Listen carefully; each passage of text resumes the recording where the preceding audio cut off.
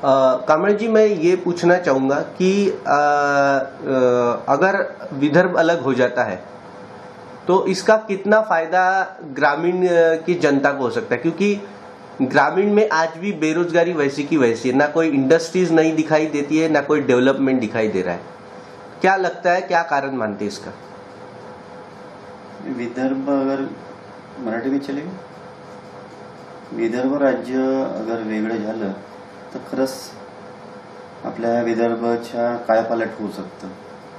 त्याचे एक महत्त्वाचे कारण म्हणता येईल की विदर्भामध्ये जी साधन समृद्धी सोबतच जंगल, पाणी या सगळ्या गोष्टी, खनिज संपत्ती याचा जर विचार केला आपण तर ह्या सगळ्या गोष्टी आपल्या विदर्भामध्ये अवेलेबल आहे। विदर्भ राज्य वेगळं झालं तर सगळं मंत्रालय म्हणा, विदर्भाचं राजधानी झाल्यानंतर नागपूर ही राजधानी होणं हे साहजिकच आहे।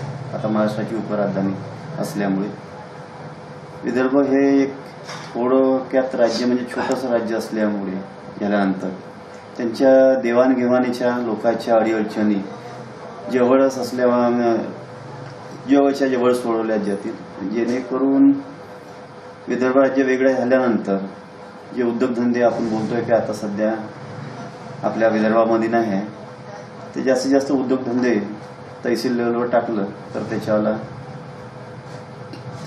समाजासाठी, शेतकऱ्यासाठी त्याचा चांगला फायदा होऊ शकते। तर ही काळाची गरज म्हणावं लागेल की विदर्भ राज्य वेगळं झालं पाहिजे। कांबळे जी, ग्रामीण मध्ये आताही रोजगार जर झाला, महिला झाले, जसं युवा पुरुष झाले, तर इथे महिला नाही किंवा युवा पुरुषांनाही रोजगार दिसत नाही, काही नवीन इंडस्ट्रीज इथे यायला पाहत नाही। याचं काय रिझन वाटतं तुम्हाला?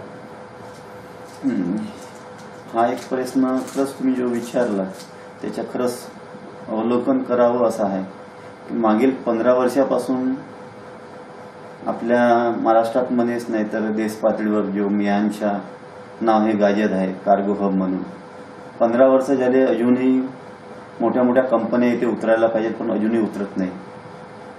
त्याचं कारण मलाही कळत नाही की काय हे आहे, पण त्याच्या कारणाचा विचार केला तर होऊ शकतं की इंडस्ट्रीला या उद्योगधंद्यांना ज्या काही फॅसिलिटीज पाहिजे त्या फॅसिलिटीज मिळत नसतील, ते एक कारण राहू शकते। बाकीच्या गोष्टीचा अगर पाठबळ आपण विचार केला तर यांना ज्या फॅसिलिटीज असायला पाहिजे त्या फॅसिलिटीज सरकारने द्यायला पाहिजे, जेणेकरून आपल्या विदर्भामध्ये आणि मिहानमध्ये या मोठ्या मोठ्या कंपन्यांनी उद्योगधंद्यासाठी जमिनी घेतलेल्या आहेत, त्यांनी लवकर लवकर आपले उद्योगधंदे अगर चालू केले तर युवकासोबतच महिलांनाही मला असं वाटतं की पुऱ्या विदर्भातल्या लोकांना त्याचा फायदा होऊ शकतो आणि रोजगाराच्या संधी उपलब्ध होऊ शकतात। तर ज्या काही त्यांच्या अडीअडचणी असतील त्यांनी त्यांच्या वरच्या स्थळावरती एकत्र बसून उद्योगधंद्याच्या अडीअडचणीला त्यांच्या समजून घेऊन त्यांना त्यांच्या सॉल्व्ह करण्याचा प्रयत्न करायला पाहिजे। त्याच्या अडचणी अगर त्यांच्या दूर केल्या आपण तर मला असं वाटतं की मिहान हे आपल्या विदर्भाच्याच नाही तर भारतभराच्या लौकिक करू शकते, असं हे मिहानचे एक क्षेत्र आहे। कांबळे जी, काय बीजेपीचे, काँग्रेसची सत्ता राहो किंवा बीजेपीची सत्ता राहो, वेगळ्या विदर्भाचा मुद्दा हा नेहमीच डिस्प्यूट राहिलेला आहे। काय वाटते तुम्हाला की वेगळा विदर्भ होऊ शकेल का, की फक्त हे चुनावी स्टंट आहे किंवा कोणती पार्टी राहो फक्त एक चुनावी स्टंट आहे की लोकांना गुमराह करने की कोशिश है सिर्फ ये? विदर्भाचा मुद्दा बऱ्याच वर्षापासून गाजत आहे।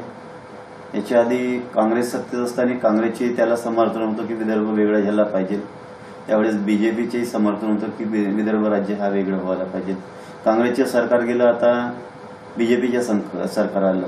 बीजेपीच्या सरकारने त्यांच्या इलेक्शनच्या याच्यामध्ये तसा समावेशही केला होता की आम्ही विदर्भ राज्य वेगळं करू, पण आजच्या घडीला 1 वर्षाच्या कालावधी रोखल्यानंतरही काँग्रेसचं सरकार गेल्यानंतर बीजेपीचे सरकार आल्यानंतर पण बीजेपीचे सरकार आता विदर्भ राज्यावरती काही बोलताना दिसत नाही। तर मला असं वाटतं की हा एक कारण होऊ शकतं की आपण विपक्षामध्ये असल्यानंतर आम्ही सत्तेत आल्यानंतर लगेच तुम्हाला विदर्भ राज्य देऊ किंवा अजून तुमच्या काही गरजा असतील कोणतेही आश्वासन द्यायचे फक्त विपक्षामध्ये असताना आणि सत्तेमध्ये आल्यानंतर त्या आश्वासनाची परिपूर्तता करणं नाही, तर हा एक राजकारणाचा स्टंट मनाला काही हरकत नाही असंही राहू शकतं. म्हणजे असं तुमचं माझ्या स्पष्ट मत आहे की विदर्भाचे नेता हे सक्षम नाहीये.